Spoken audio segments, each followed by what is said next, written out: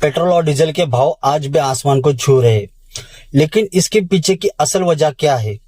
असल वजह ये हमको ये बताई जाती है कि जो ऑयल कंपनियां हैं उन ऑयल कंपनियों को नुकसान हो रहा है, इसके कारण पेट्रोल और डीजल के भाव बढ़ रहे हैं। लेकिन इन्हीं ऑयल कंपनियों का 25 और 26 का जो फाइनेंशियल ईयर का जो डेटा है जो गवर्नमेंट को सबमिट किया है, उसमें इन्हीं कंपनियों ने 41% प्रॉफिट कमाया है। लगभग आधा गुना प्रॉफिट इन कंपनियों ने बीते वर्षों में कमाया है। अंतर्राष्ट्रीय बाजार में जो क्रूड ऑयल का जो भाव है वो 100 के नीचे आ चुका है। 100 के नीचे आने के बावजूद भी हमको जो पेट्रोल और डीजल के जो दाम है वो दाम आज भी हमको बढ़ते हुए नजर आ रहे।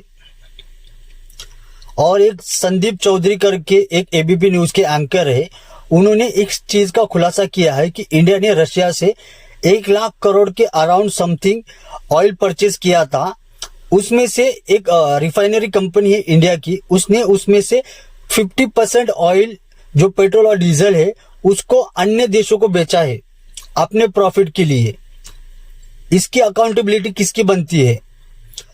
पेट्रोल और डीजल के दाम क्यों बढ़ रहे हैं? तो सरकार यह हवाला देती है कि जो पेट्रोल कंपनियां है उसको नुकसान हो रहा है, लेकिन ये पेट्रोल कंपनियों ने 41% प्रॉफिट कमाया है। वो प्रॉफिट गया कहां पे? सरकार को इसका जवाब देना जरूरी है और हमको ये पूछना भी चाहिए कि सरकार इस तरह से चीजों के दाम क्यों बढ़ा रही है। अगर चीजों के दाम बढ़ रहे देश में तो ऑयल अमेरिका से ना लेते हुए अगर ईरान और रशिया से ही खरीदी किया होता तो इतनी नौबत हमको आती नहीं। हर किसी की आवाज दबा के सरकार ये नहीं कर सकती है कि दाम बढ़ाए। सरकार को इसका जवाब देना पड़ेगा। जिस क्रूड ऑयल का भाव जागतिक लेवल पे कम हो चुका है तो भी हमको पेट्रोल और डीजल के भाव बढ़ते हुए क्यों नजर आ रहे?